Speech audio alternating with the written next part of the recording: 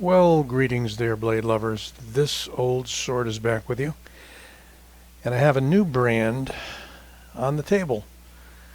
It is Adamanti, but it's made by Ganzo. So we could say it's a new, well, not new, because I just finished watching a review of another Adamanti knife by Ganzo from Frankie and Bird from Birdshot from a couple years back, so been around for a while.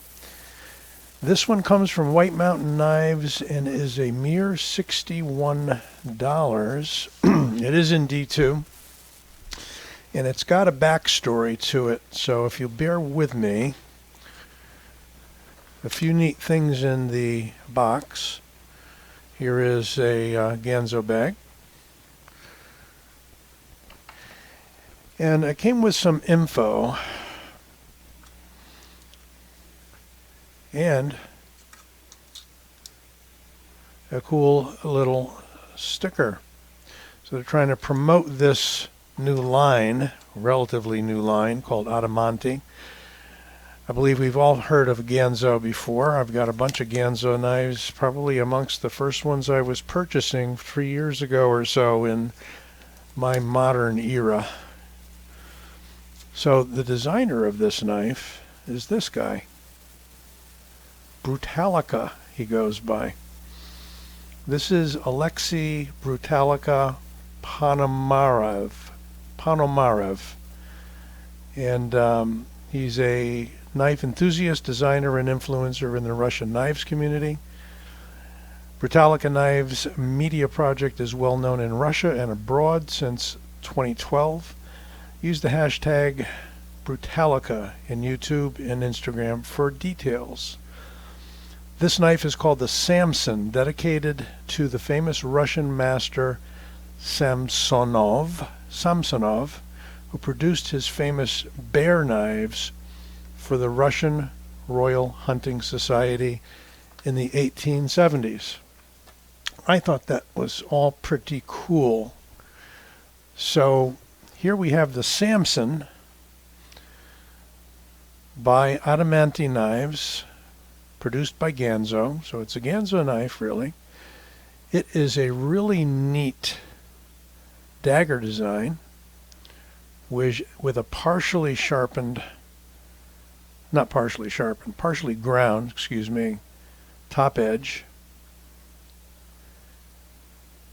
Really, I was so surprised by the workmanship on this for a $60 knife, and Ganzo knives are very well made for the price, as you may or may not know.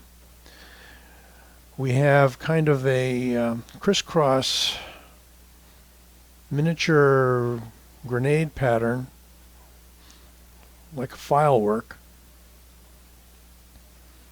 And it's green micarta. And look at the cool dagger designed clip that looks, yes, just like the blade.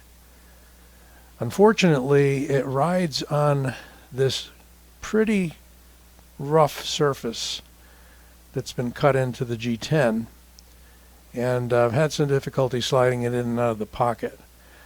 You could probably bend this ever so slightly or smooth out the texturing underneath it with a little bit of sandpaper or 3M or what have you. Looks like it's attached with the two screws. But look at the work that's done. Now this is a steel frame. Look at the finishing work that's done in that kind of pewter gray on that steel. And here's something else. This is going to surprise you. Right down in there, if you can see it,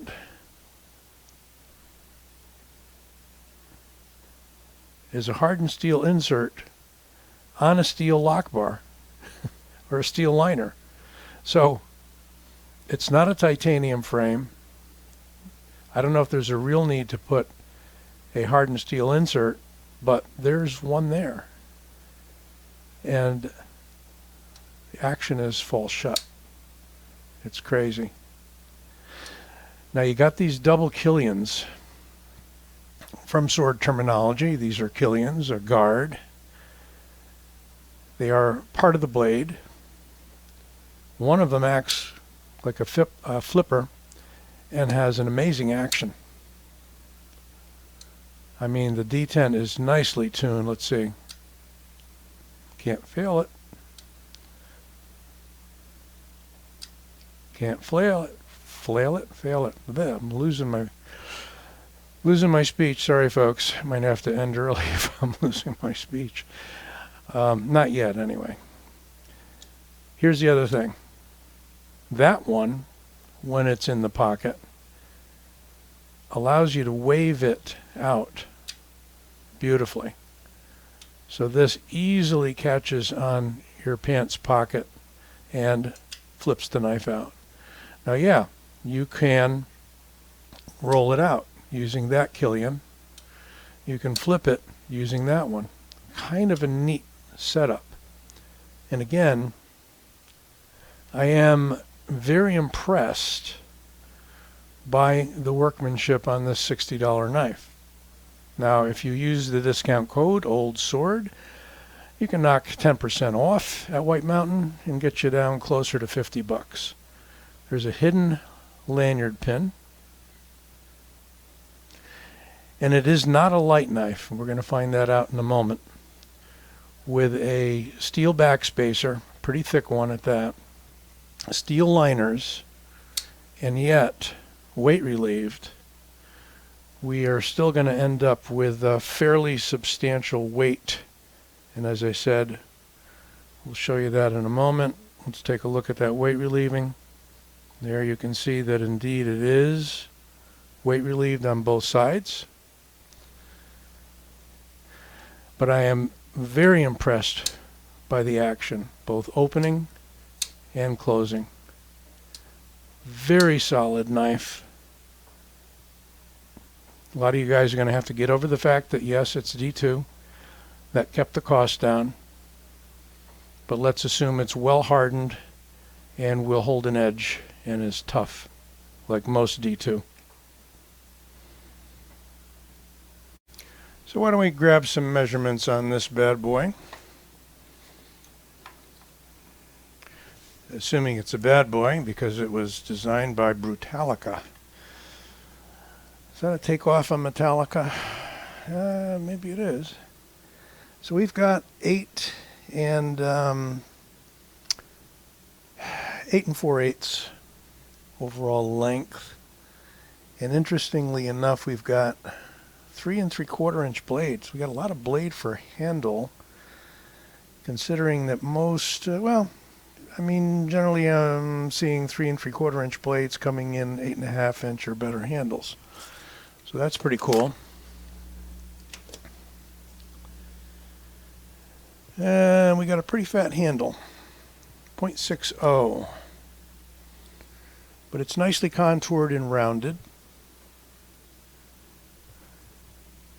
3.3 millimeter blade stock. Here's the measurement that will be interesting. Now, I weighed this already, so I'm going to know what it is, but you'll find out for the first time. I think I must have changed to grams.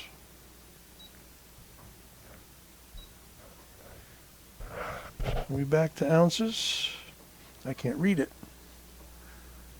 Yeah, that's grains. There's ounces. Good old ounces. Good old American ounces. Imperial ounces. Okay, enough of that. 5.77 ounces. So it's not a lightweight. It's got good heft, but we're not at 6 ounces yet. How about that? That's a saving grace, right? One thing about these killians is that unless you see the blade, you may be pulling on the wrong one and just shoving it deeper into the handle. Let's take a look at it next to a few of the usuals. the Samson next to the Griptilian. Those are two totally different names. Change the perspective around just a bit, possibly so we're more accurate.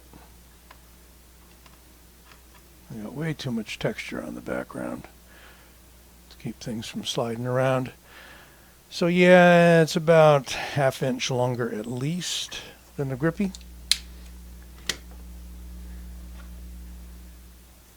And next to the Rat 1, pretty much the same length. Spot on. So yeah, the Rat 1's a big knife, and the Samson, at least by its name, is a big knife. Look at that nice fuller running down there. And again, look at the replication of the fuller on the blade of the clip, if you want to call the clip a blade, and running down there. It's a great idea, and it's a very short clip. I would say it just needs a little tuning up. I've forced it into the pocket okay and pulled it out okay, but again, a lot of drag from this. It's great while it's in your hand, and this is a great pakal knife. Absolutely have tons of grip, tons of handle, and you've got a double guard to keep your hand from sliding down. So you can go edge in, edge out, just a matter of rolling the knife, right? Ambidextrous. Yes, I know, we're not sharpened on the top edge, but you wouldn't want it to be. And have it right there, although it gets pretty close to disappearing in the handle. I mean, you might be able to get away with sharpening the very, let's say, inch back from the tip. You could probably do that. They get you close enough. Look at that. And speaking of tips, a fairly fine tip, but not crazily so. I just think it's a neat knife. It's kind of a throwback knife, having kind of a military look to it, especially with the green. As soon as I purchased this, it looked like they were out on White Mountain Knives, but you look around, you might be able to find it elsewhere. I'm not sure if it's a newly stocked item or an older stock that simply didn't sell, but I love it for the money. And if you're not particular about D2, I think sometimes you can overlook the steel when you've got great design and great engineering and great function. You know, unless you're really sweating on it all day long and you don't wipe it down with a little silicone. Comes through with actually pretty good, pretty fine edge. So the Samsung, not Samsung, I want to say that because that's the name of my phone. Samson, as in Samson and Delilah, by Adamanti, made by Ganzo. That's my offering for today. Let me know what you think. And don't forget to give this video a like and subscribe. We'll be back with you real soon.